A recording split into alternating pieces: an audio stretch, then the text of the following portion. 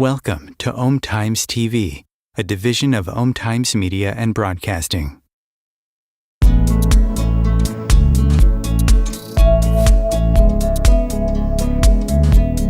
Welcome to the No BS Spiritual Book Club's live streaming interview series, where leading new thought teachers, speakers, and authors share the intimate stories behind the 10 best spiritual books that inspired them the most on their spiritual journey. From well-known classics to hidden gems you might never have heard of, the No BS Spiritual Book Club saves you time and money by sharing reliable recommendations from those who've walked the path before you. The No BS Spiritual Book Club, the only No BS guide to the best spiritual books to inspire your own journey of self-discovery. Here's your host, founder of the No BS Spiritual Book Club, Sandy Sedgbeer. Hello and welcome. Joining me today to share the 10 spiritual books that inspired her the most on her life journey is Deborah Cambio, a shamanic practitioner, intuitive guide, healing facilitator, and co-guardian of the acclaimed Wisdom Library, which you can see behind her. Deborah is a highly respected teacher, spiritual director, and life guide and coach. And her passion and her purpose are encouraging, empowering, and inspiring her clients and others to come into a fuller realization of their abilities, potential, and purpose. Deborah, welcome. Thank you very much, Sandy. Good morning. So, as the co-guardian of that renowned wisdom library behind you, which is home to more than 22,000 books, some of the world's most important books and some of the most ancient, I'm curious to know, how did you manage to distill your list down to just 10? That's a very good question, because when you first asked me to do this podcast, Sandy, I don't consider myself an avid reader. And, look what I've got right in my home. However, I got most of my journey inspiration and guidance from people and experiences.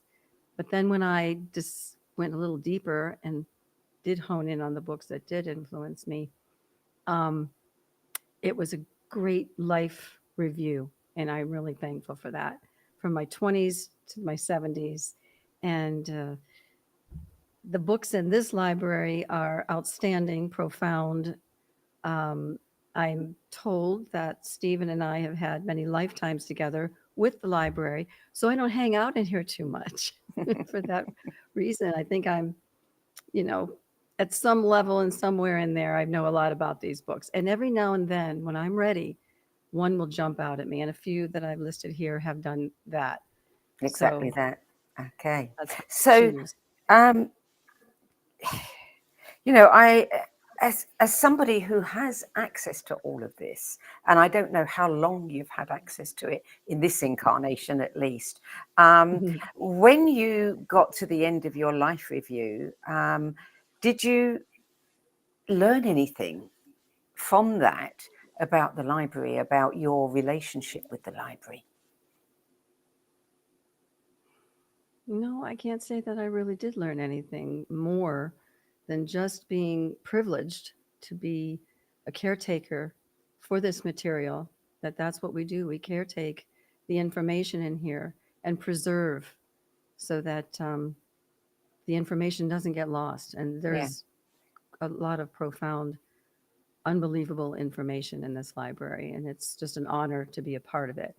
But as far as learning anything more, not from your life review. Did you learn any more about yourself? I mean, sometimes we have thoughts about the past. We don't delve into it too deeply. But when we go on a journey like the one you've been on to create this list, Yes. we can often get surprised and have ahas that we hadn't seen. Well, for me, it was just as I went along my lifetime, and I do tend to stay in the present moment.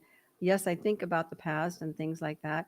I don't attach too much to the past, but it was remembering, and it was so delightful to remember, wow, this is how I was in my 20s and then my 30s, and then now I'm evolving in 40s and 50s. And it was just fun to watch the cycle Yeah. of evolutionary process within myself to where I've come from little girl in Pennsylvania, born there, to a lot of amazing experiences in between, to living now in Sedona in bliss, Mm. basically bliss. It's so beautiful here, and I'm just so happy and comfortable in this bubble of ours. Well, I would be very happy and comfortable sitting in that library, I can tell you for sure. It does have its own energy in here. Truly It does have its own certainly energy. does. And we're only Mm. seeing one small portion of it. But let's start with your books. Now, the first book on your list, you've told me, is the first really spiritual book that you read. Well, the first one that impacted me, I have not read it cover to cover, I must say. It is the Quran. And the Quran, again, this is with the life review.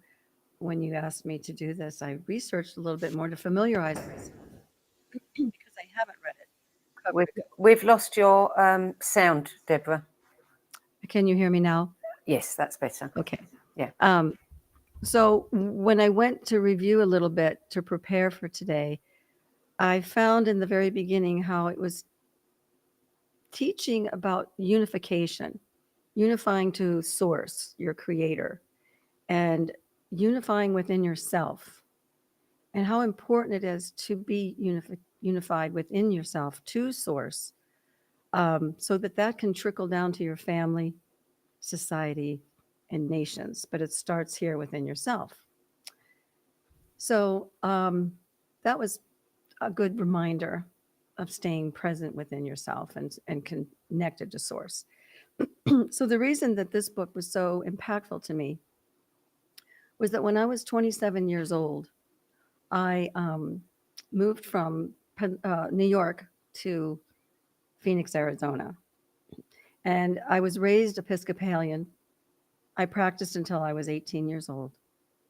And at 18, I just didn't feel resonant with it any longer and knew that there was some supreme being. I didn't know exactly what it was, if it was light, energy. So I kind of went off on my own and wasn't really practice anything for about 10 years. Moved to Phoenix, Arizona, and I met a Muslim. I never knew anything about Islam, never knew any Muslims. And I was observing him and his family and found them to be quite extraordinary. They were practicing Muslims, praying and fasting, and during Ramadan. Ramadan is the month where you fast from sunrise to sunset, and you don't drink or eat anything all day. After sunset, then you're allowed to drink and eat. So we had a group of friends that 3 times a week we would go and climb a mountain for exercise and fun. And he was part of the group. And I noticed during the heat of the summer, in midday, after fasting all day, he had so much energy and he was going up the mountain, down the mountain, and I was quite impressed. So I thought, I'm going to try this just from the physical standpoint. I wasn't thinking religiously because that at that time in the 70s, it was people were coming into cleanses and diets and that kind of thing. And so I tried, and it was during Ramadan. And one night, uh, I was alone in my apartment, and I felt a presence in my apartment. And I thought it was maybe my grandmother because was ill, and I thought maybe she'd passed and she was coming to say goodbye to me. And when I thought that, I sat down on the ground, cross-legged. I was watching my abdomen. I was breathing from my abdomen, which was abnormal for me. I was noticing uh, odd behavior that I wasn't actually doing.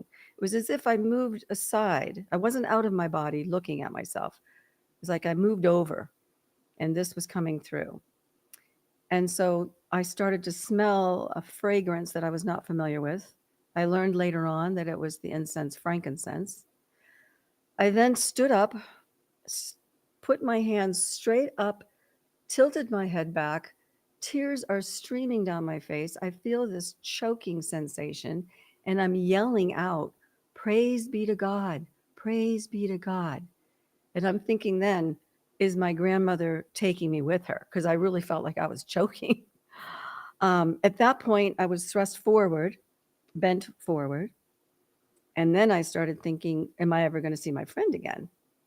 And at that point, it was as somebody flipped my ankles and my feet, and I went down prostrate in prostrate position, and then it was over. And I turned over, and I had the most peaceful feeling I have ever had in my life. And I got up, wrote everything down, drove over to my friend's house. It was like 1 or 2 in the morning. And I read what happened. I told him what happened. He went to the Quran, and he read an excerpt, a paragraph that said, on the 27th night of Ramadan is the night of power. And on the night of power, the Archangel Gabriel will come and lift a burden from your soul. And when he read that to me, I was like, wow, that is exactly what happened to me. I have no other explanation. So at that point, I converted to Islam and changed my life forever. I married a Muslim American that he was a Saudi, but he was an 18 years citizen in the United States. We moved to Saudi Arabia, had 4 children, had all kinds of amazing experiences. So what was so profound about that is I was on a path, a very superficial path before then. And when this happened to me, the path was a completely different one and took me on this rich, adventurous, amazing journey that I've still been on. But that was the beginning. That was the beginning. And so you didn't read all of the book, but you read enough to really impact you. Yes, little bits and pieces. And then and when I came back from Saudi Arabia, I came back right when the Gulf War was happening. So I was there for the entire decade of the 80s.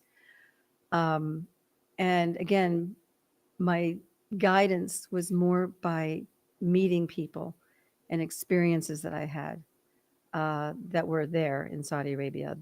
The people that I met were so elegant, so beautiful, so kind, generous, loving.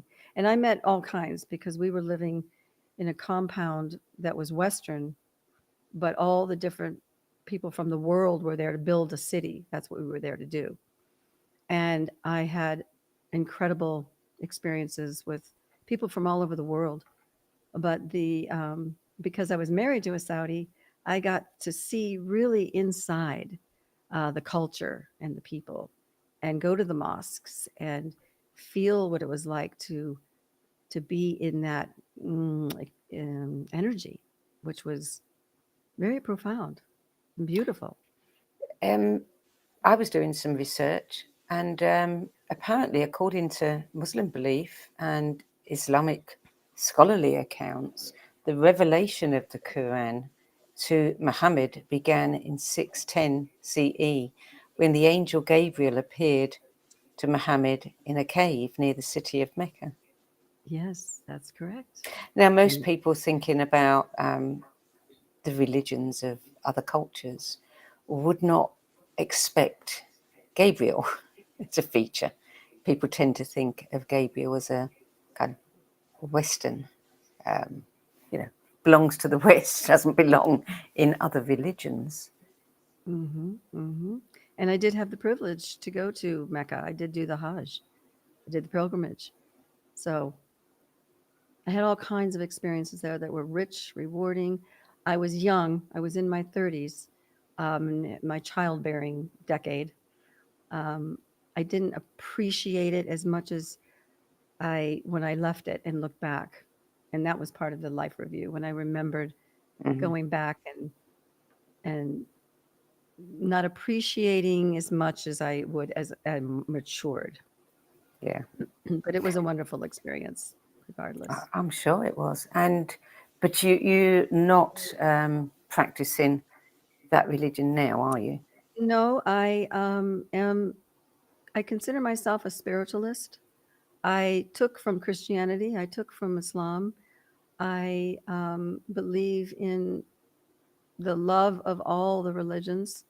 I have a realization that we have one source, one creator, that we all have different ways of honoring and practicing, and I honor all of them. Mm.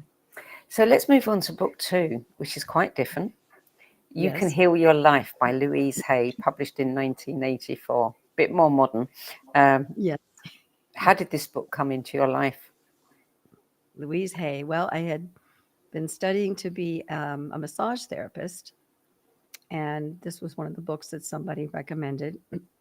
This book actually propelled me into the work I do today, in the fact that I learned that when we hang on to emotions long enough, they will manifest into the cellular level and create disease.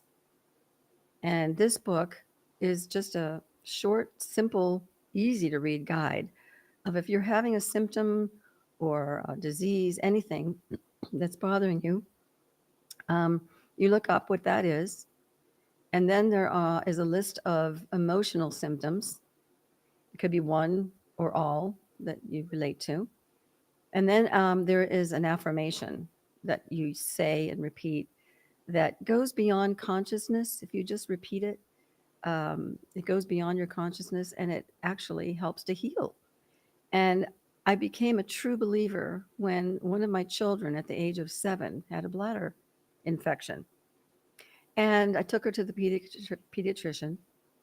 He could not do anything about it. So he recommended a specialist, pediatric specialist. And he wanted to do a biopsy on her bladder. He wanted to put her on a pharmaceutical for 6 weeks. And I wasn't going to have any of that. So I took her home. I got the book out. I read what the symptoms were. And are you having these feelings? And she said, yes, Mom. So I said, okay, we're going to do this affirmation. Every night before she went to sleep, we would do this affirmation together until she actually memorized it and would do it on her own throughout the day and whenever. Within 30 days, she was completely clear and it never came back. And that's when I became a real believer of how this works. So much so that if the kids went out and fell and they scraped their right knee, oh, well, let's go to the book. What does that mean? And they're like, oh, she's going to the book again.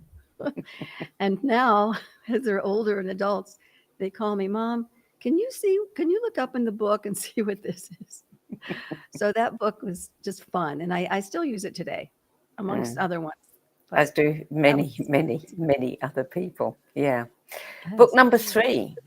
This is one that comes up often. Power of Now by Eckhart Tolle. 1997 this was published. Yes, Eckhart Tolle.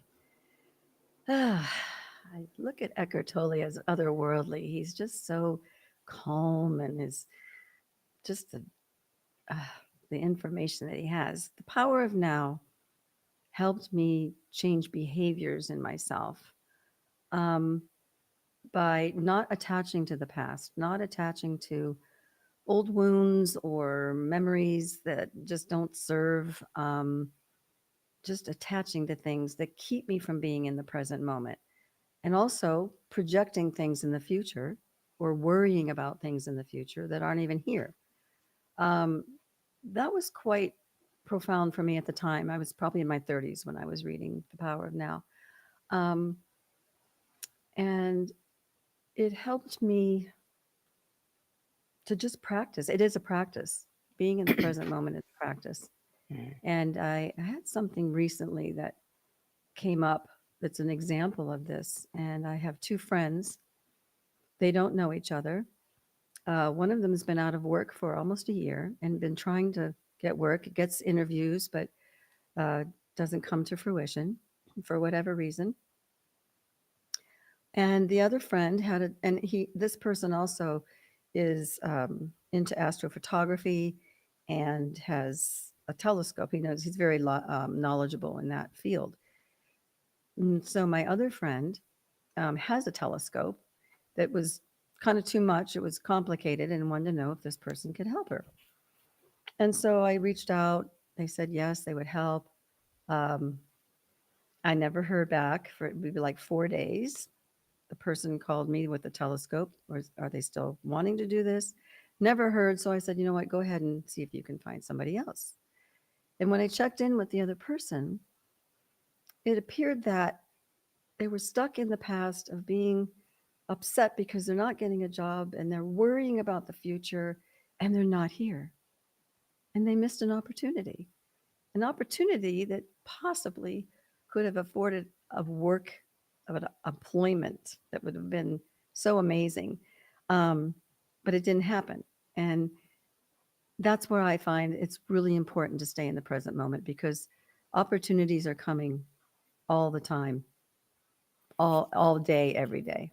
And Yeah. if we're not there, we miss them. And that's especially true of today. Yeah. So book number 4, The Seat of the Soul, Gary Zukav, 1989. Gary Zukav, he's another otherworldly person. He is just so calm and his voice is so soothing and, again, profound information. Gary Zukav. He in that book talked about multiple senses, multiple sensory, that we have more than the 5 senses, and intuition being one of them. And he also talks about the consciousness of the soul and the consciousness of the personality. And when you're the consciousness of the soul, that's where I was talking about in the Quran, where we have the unification with the source, and having that consciousness opposed to the personality consciousness of just what I need, what I want, what I need, personally. With the intuition, that helped me realize my gift of being able to be an intuit. I had an experience when I was a massage therapist at a resort spa, and I would be massaging the clients on the table, and all of a sudden I would hear information for the person on the table. And I knew it wasn't me thinking this because it was a message. And I was like, in my head, having this conversation. No way, I'm not saying that to this person. It's very personal, and people probably think, or they will think I'm losing it. They're in a spa hotel. And then after a couple of those that I didn't relay the message, I heard, who are you to not give the message from the spirit to this person? And I was like, wow, you're right. This is a gift that a person that's passed over, they were people that had passed over that were giving messages to the loved ones that were still here. So I thought, okay, I'm going to try it out. I'm going to try it little by little. I tend to get a little emotional when I tell this story, but I had a young man, probably in his mid-30s. He was laying face down. I was massaging, and a presence was in the room. And at that point, I didn't know how to identify. I'm not a psychic, so I didn't hear names or anything, but I would hear the message. And the message was, I am very proud of you. So I get a little. And so I was like, okay, I'm going to say it. So I told him, sometimes I hear from spirit. And when I told him, he started to cry. And when he started to cry, he goes, that's my wife. And he said, my wife passed away, and I'm raising my 2 boys, 5 and 3 years old. And she's very proud of you. And that's what she's saying. And he was so grateful and so happy that I told him that.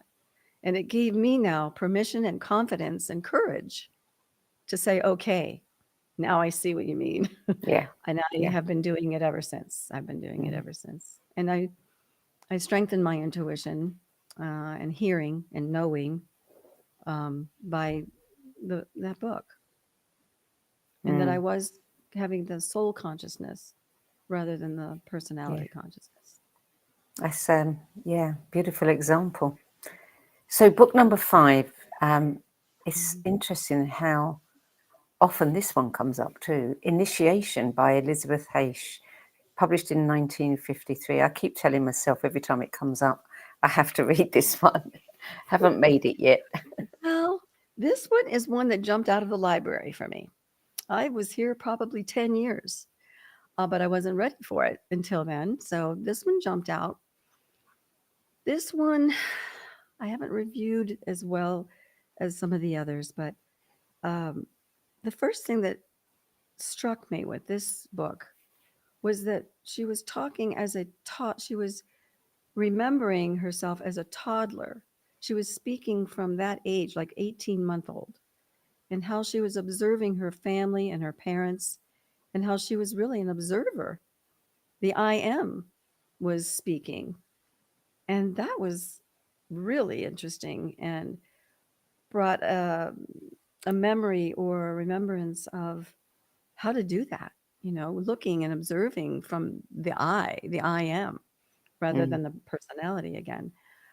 She also talks about karma and reincarnation, and that she was actually an initiate in Egypt with a high priest, and she was being initiated.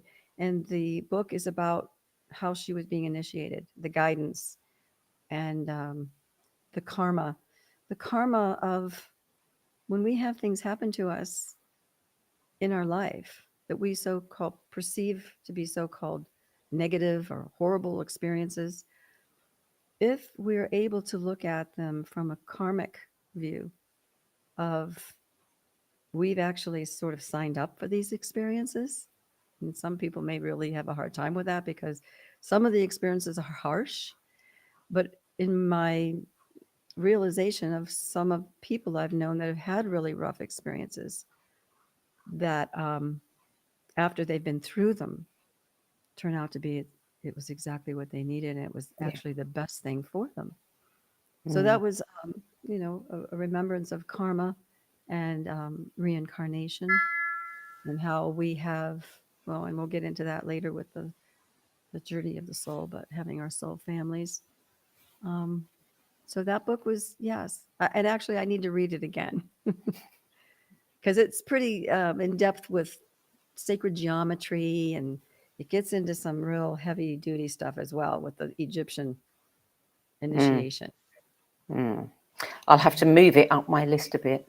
So we're going to take a short break now. You're listening to a No BS Spiritual Book Club interview and sharing the 10 best books that had the biggest impact on her life is Shamanic Practitioner, Intuitive Guide, Healing Facilitator, and co-guardian of the acclaimed Wisdom Library, Deborah Cambio. We'll be back with more of Deborah Cambio's most influential books and more insights into her life journey after this break. Om Times TV. Maya Angelou once said that there is no greater agony than bearing an untold story inside you. I'm Sandy Sedgbeer, and when I'm not hosting Om Times Media's flagship radio show What Is Going On and the No BS Spiritual Book Club, I help people share their untold stories. Books are my life, my joy and my passion, and there is no greater reward than helping aspiring writers get their books out of their heads and into the hands of those who are waiting to read them. If you feel that you have a book in you but don't know where to begin, visit sedgbeer.com, click on the Work With Me tab and find out how my experience helping others tell their stories might be just what you've been looking for. That's sedgbeer.com, sedgbeer.com.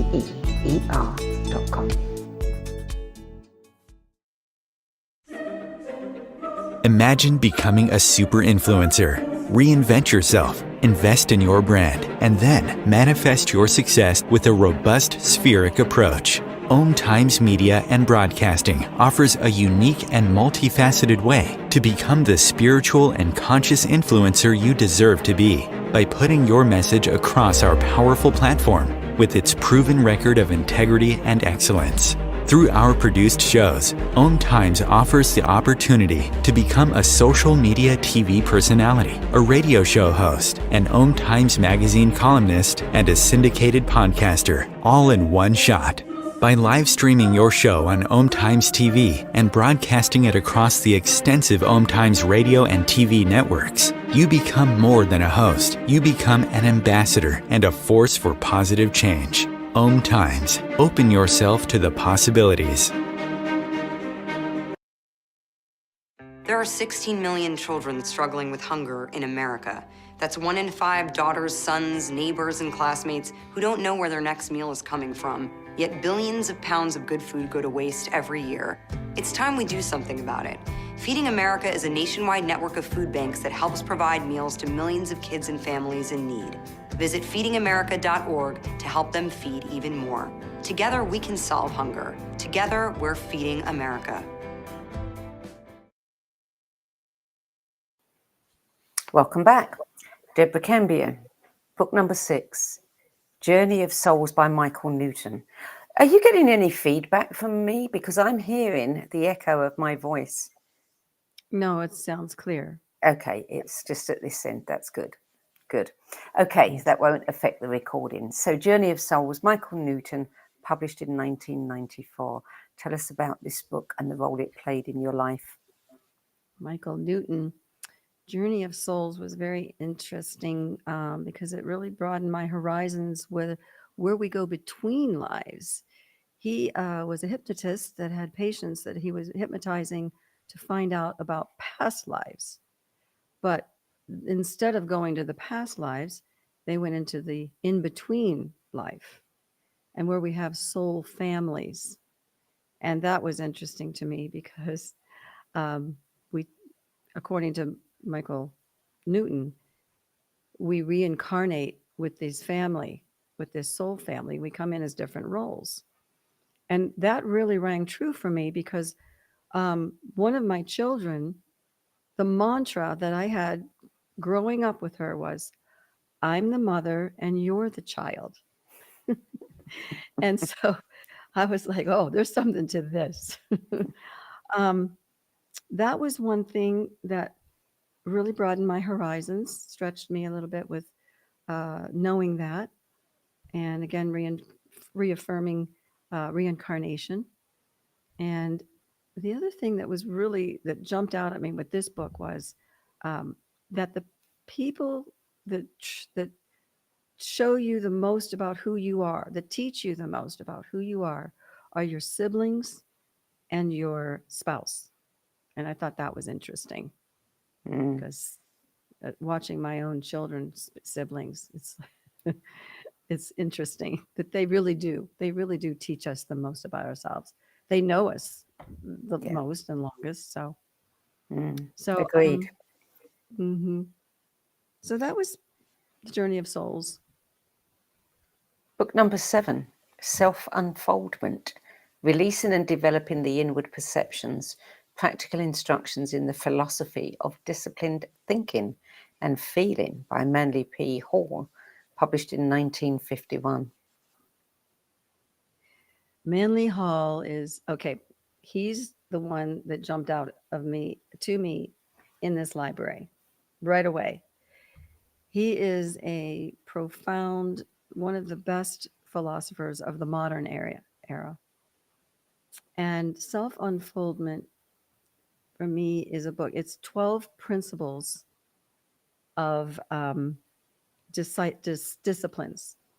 So it's a book, it's really a book of study of your personal development in many categories, and the 12 disciplines, the 12 realizations have several disciplines within.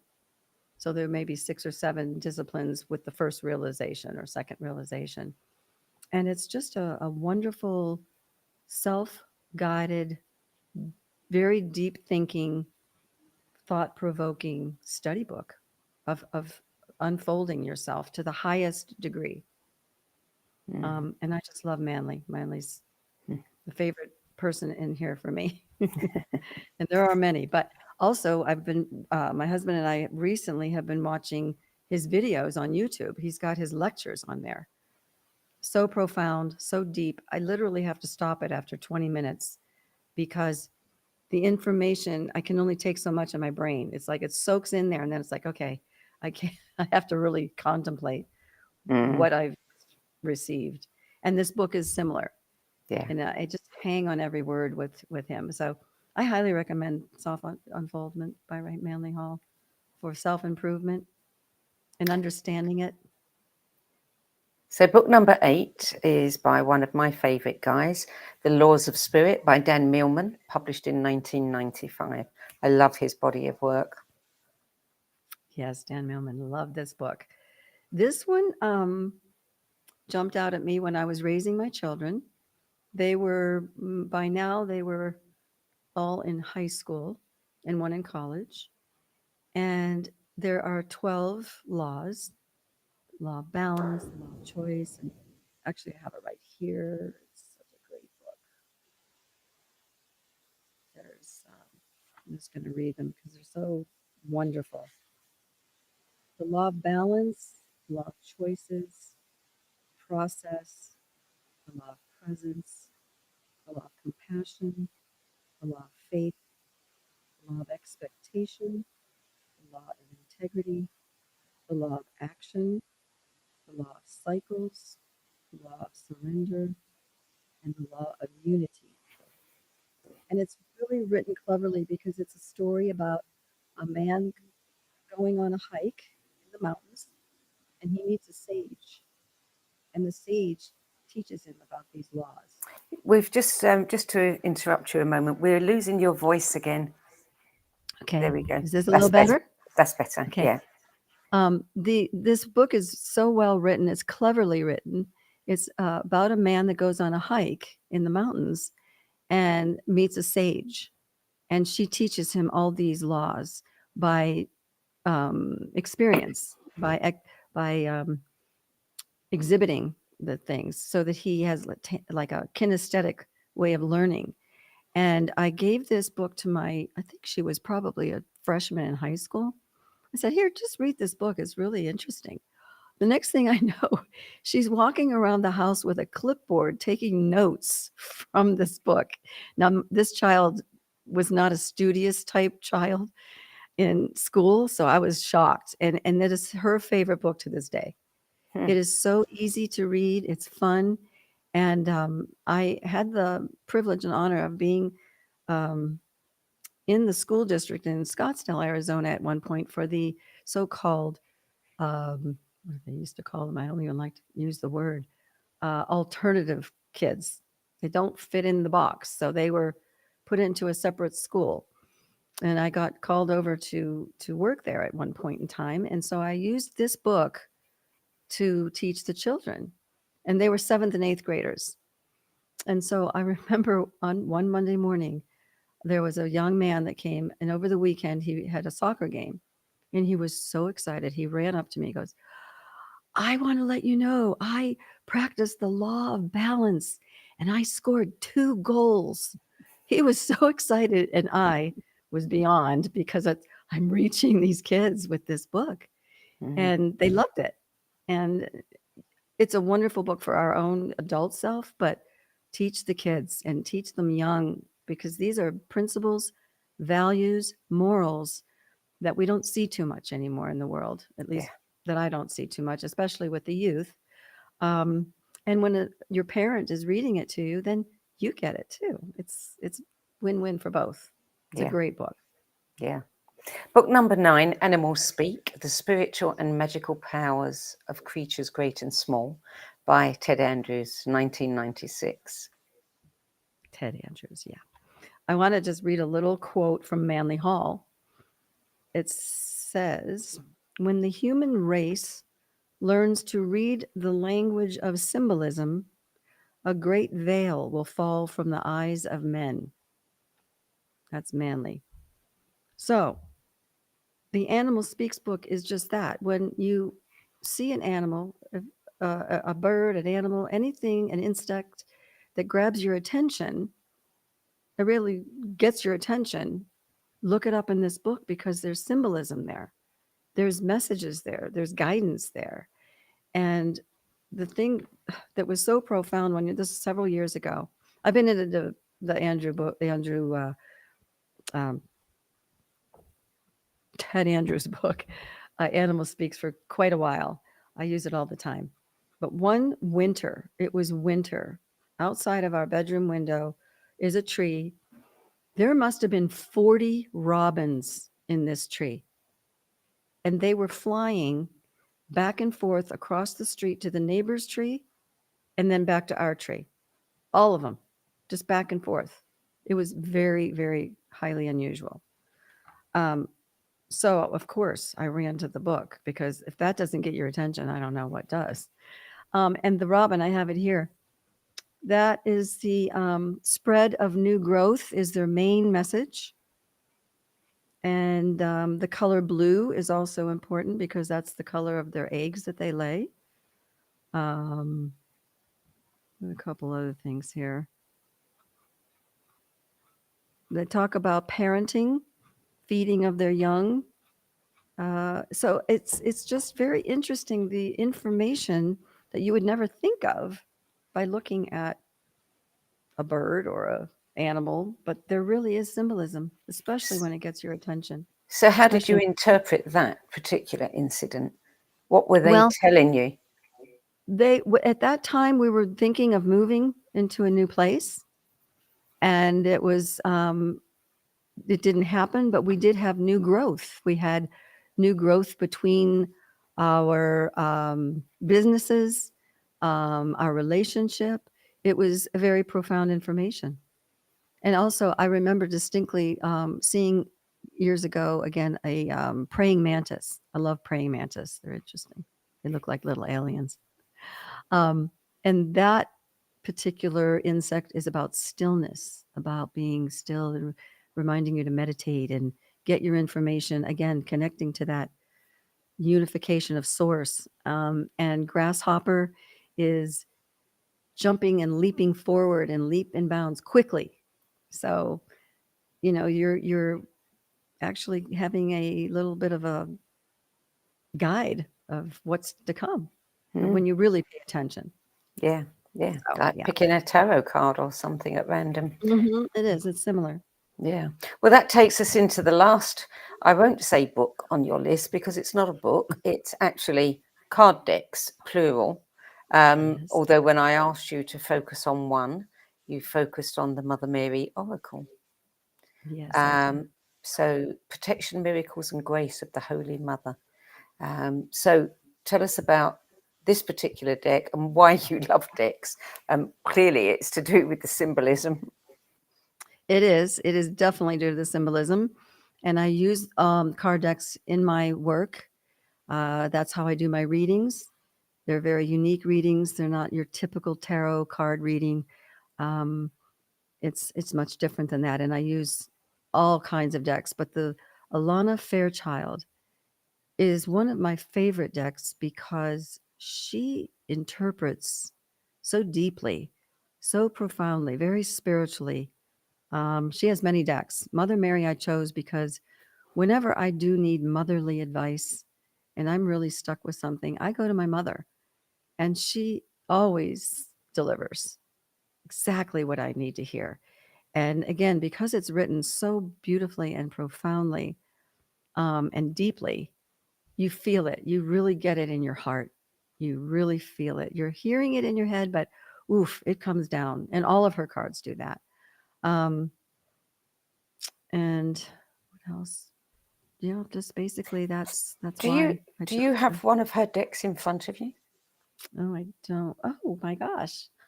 You do? I actually have Kuan Yin next to me today. Okay, let's Yeah. go off piste a little. Why don't you focus on the message for people about what is happening in the world today and see what card comes out? I will be delighted to do that. So this is good, because this is an example of how I do my sessions when I choose my cards. I put the intention of what message do we need to hear as a collective for our highest and best in this moment. And it flew out, and that's what happens. Yes. So it's the higher, it's not me. And the card is Ivory Swan Goddess. And they're beautifully illustrated, by the way, as well. Mm. They really are beautifully illustrated. The Ivory Swan, and it's number 15 for those of you that are into the numbers. The Ivory Swan Goddess speaks of spiritual grace and purity. The purity of your soul light never fades, beloved. Release guilt, shame, judgment, or fear that you are not enough in any way, so that you may realize your beauty. Be more of yourself and shine your divine essence into the world. So that is the main message here, Mm-hmm. and it's much more into detail. I'd be happy to read. It's I don't 3 know that we paragraphs. have time to read all of it, but Okay. That's what's the main interesting message. what's interesting about that is it does speak to this time, because I think many people, I think this is a very important time for people to understand that they are so much more than they have been conditioned to believe, and they need to shed a lot of the that conditioning, the conditioning that tells us all that we're not enough, that we have shame and guilt, etc. And I think this eclipse energy, this, the astrology for this year is going to help people, move in that direction. So I personally feel that that's, a very timely card and very Yes, relevant. I agree. And especially the word fear, because the fear is out there rampantly.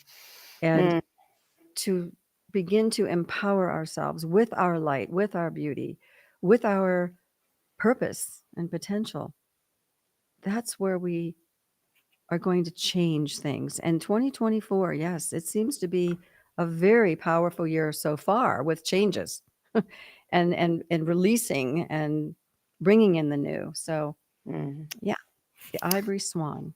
So that's your 10 best list. Let's talk a little bit about you. Obviously, I am constantly looking at the scene behind you. What I want to know is, what is it like to have the responsibility for such an incredible resource as this wisdom library? Is that a light and joyful responsibility, or does it sometimes weigh a little heavy? No, it's absolutely a joy and delight.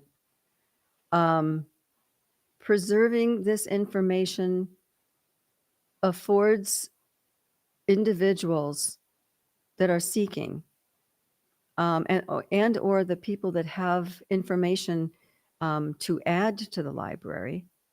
We're recently starting to add the autistic section that we didn't have before.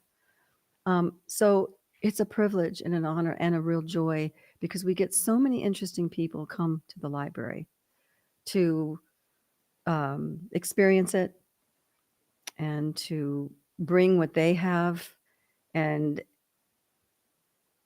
educate us what they do. It's a real magnet, and especially being in Sedona, it's just like twofold. So it's just great. It's wonderful.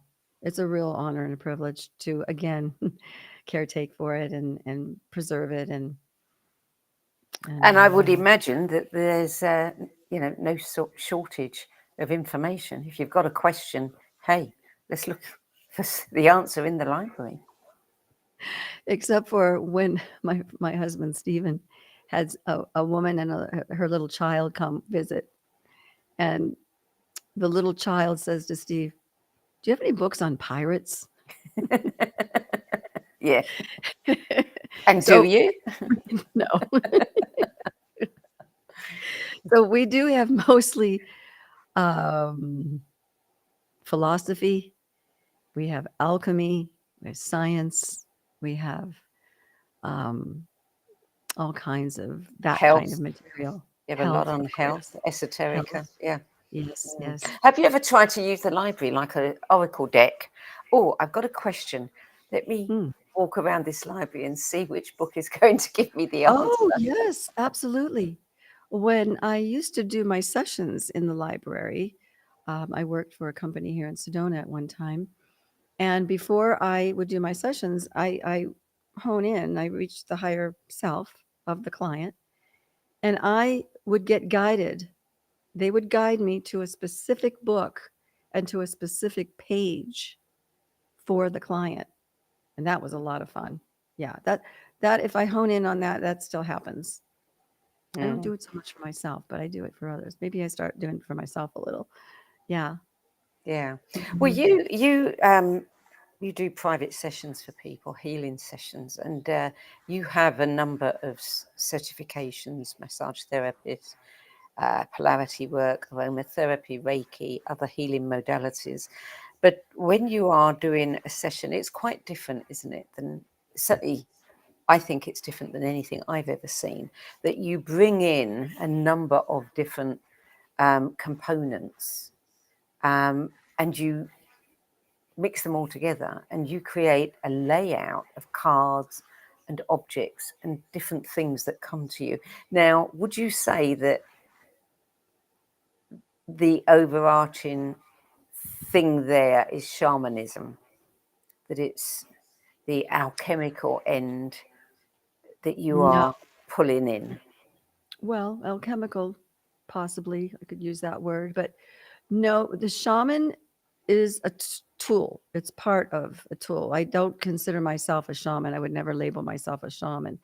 I'm a way shower. I'm a facilitator of the individual's higher self telling you what you need to hear, see, feel, and know in this moment. And I am the vehicle that presents that information. And it is very unique because it's been divinely given to me. The card readings, I evolved everything that I've somewhat described in our time today has led me up to being who I am today and being able to do what I do. And much more than I spoke of today, but it's a process and an unfoldment to where I do the cards. Your higher self guides me to the decks.